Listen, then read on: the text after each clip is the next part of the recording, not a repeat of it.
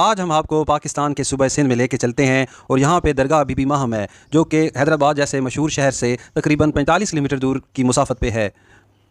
حضرت be be ماہم کون تھیں، ان کا اصل نام کیا تھا اور وہ کس کی اولاد تھیں، نظر آ رہی ہے۔ اس کے اوپر لکھا ہوا ہے کہ درگاہ بی بی ماہم اور تیر کا نشان بھی ہے کہ سامنے آپ بائیں کی طرف جائیں، سبیل لگی ہوئی ہے جہاں سے زائرین پانی پیتے ہیں۔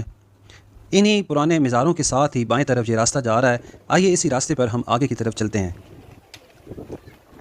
جہاں تک بی بی ماہم سلام اللہ علیہ کا تعارف ہے تو سندھ میں انہیں مدینے والی بی بی بھی کہتے ہیں اور ماہم ان کا لقب ہے جو چاند سے تشبیہ دی جاتی ہے۔ ان کا اصل نام مبارک حضرت ختیجہ بنت امام موسیٰ کاظم علیہ السلام ہے۔ یہ ایک روایت کے مطابق امام موسیٰ کاظم علیہ السلام کی صاحبزادی ہیں اور 8ویں امام حضرت امام علی رضا علیہ السلام کی ہمشیرہ ہیں۔ سندھ کی ان کی آمد کے متعلق روایت یہ ہے کہ 170 ہجری میں یہاں ان کا انتقال ہوا اور ان کے جو مزار کے اندر قبر والی جگہ پہ وہ تختی بھی لگی ہوئی ہے جس کے بارے میں یہ ثابت ہو گیا ہے کہ یہ واقعی 170 ہجری کی ہی ہے۔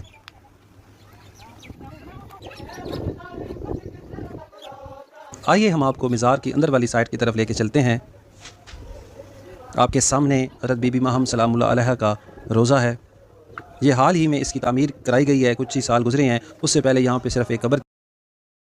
اچھا، کوئی اہل بیت سے کوئی فرد ہو اور وہ 1300 سال بعد کسی کو خواب میں آئے کہ اس کو یہ کہے کہ میری فلاں جگہ قبر ہے، اب اس پر بڑا سا ایک مزار بناؤ اور لوگوں کی جو قبریں ہیں وہ بھی ختم کی جائیں، یعنی کیا یہ اہل بیت کوئی شان ہوتا ہے کہ میری قبر کے اوپر مزار بنایا جائے؟ شیطانی خواب ہے جی، خود ہی انہوں نے ہمیں بتایا ہوا ہے کہ جی خواب ہم صرف وہ مانتے ہیں جو قرآن و سنت کے مطابق ہو، تو قرآن و سنت میں تو مزار بنانا منع ہے۔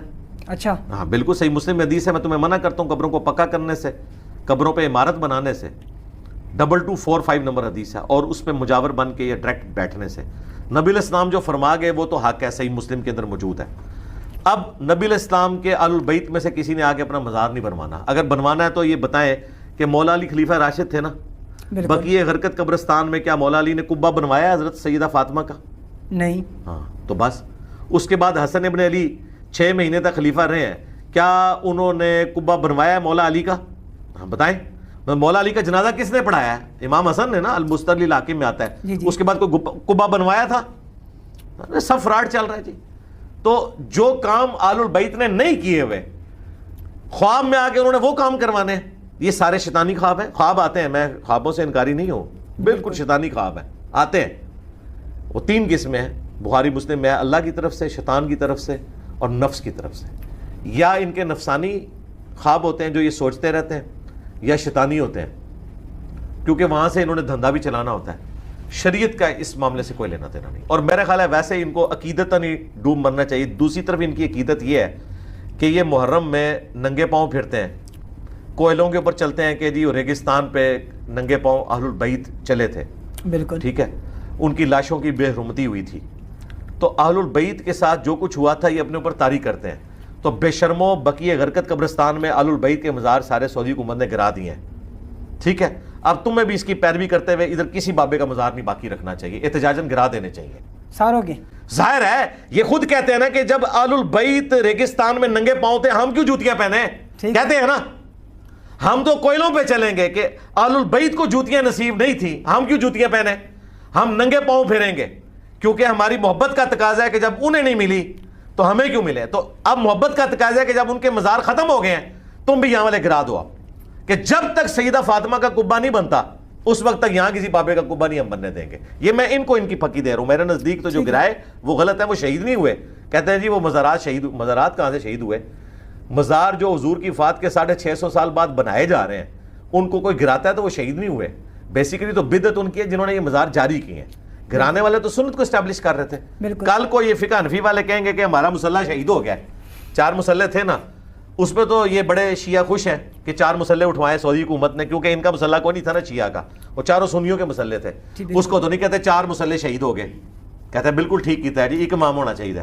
ادھر بھی میں کہتا ہوں کہ یہ ہمیں خود پٹی پڑھاتے ہیں جی اہل بیت پہ اتنا ظلم ہوا تو ہم بس ان کی یاد کو تازہ کرتے ہیں، ہم کوئلوں پہ ماتم کرتے ہیں کیونکہ وہ ننگے ریگستان پہ ماتم کیا تھا۔ بالکل جی اہل بیت کی یاد تازہ کریں اور جتنے مزار ہیں نا اللہ کا نام لے کے توڑ دیں۔ اس وقت تک آپ نے یہ مزار نہیں بنانے جب تک کہ سعودی عرب میں اہل البیت کی قبروں کے اوپر قبے نہیں بنتے، اس وقت یہ سارے قبے حرام ہونے چاہیے۔ سب سے پہلے یہ شیعہ کی ذمہ داری ہے کہ قبے توڑیں، کیونکہ گستاخی ہو رہی ہے کہ سیدہ فاطمہ کی قبر کے اوپر تو قبہ نہیں ہوا اوپر سے، اور ادھر تمہارے سید جو دفن ہے ان کے اوپر کبے ہیں، یہ گرائے سارے کبے. ٹھیک ہو ٹھیک لاجیکلی میں ثابت کر دیا. بالکل پرفیکٹ، بالکل ٹھیک ہے. پرفیکٹ. اچھا چلے علی بھائی، خوابوں کی جو شرعی حیثیت ہے، اور اکثر خواب جو آتے ہیں پیروں کو اور جو گدی نشین ہیں انہیں خواب آتے ہیں کہ آج یہ خواب ہے کہ جو فلاں درگاہ ہے یا دربار ہے اس کو کسی اور جگہ ہم نے شفٹ کرنا ہے. ان خوابوں کی کیا شرعی حیثیت ہے؟ بڑی اچھی بات ہے، یہ شفٹ کیا کریں، کیمرے کو بلایا کریں تاکہ ان کے بزرگوں کی ہڈیاں ان کو دکھائیں، ہم کریں. اگر ہڈیاں بھی نہ ہو تو؟ ہڈیاں بھی نہ ہو تو سارا فراڈ پکڑا جائے گا. ہم تو چاہتے ہیں کہ یہ کچھ ہو، نہیں وہ رات وہاں سے کوئی درخت نکلا ہے. نہیں رات کو کیوں کرتے ہیں؟ جب خواب آیا ہے، اتنا نیکی کا کام وہ کرنے جا رہے ہیں تو یہ چھپ چھپا کے اس لیے کرتے ہیں. انہیں پتہ ہے کون ان کے جسم سلامت. انہوں نے پبلک کو یہ پڑھایا ہوا ہے کہ محمد کے غلاموں کا کفن میلا نہیں ہوتا.